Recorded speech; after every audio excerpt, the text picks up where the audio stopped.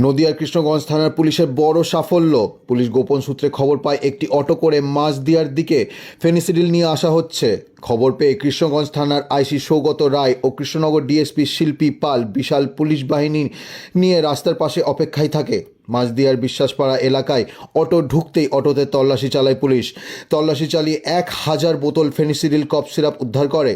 এই কাজের সাথে যুক্ত 3 অভিযুক্ত রিজু ঘোষ, সুদীপ্ত ঘোষ ও বিশ্বজিৎ কর্মকারকে গ্রেফতার করেছে কৃষ্ণগঞ্জ থানার পুলিশ। 3 অভিযুক্তকে কৃষ্ণনগর আদালতে পাঠালো কৃষ্ণগঞ্জ থানার পুলিশ।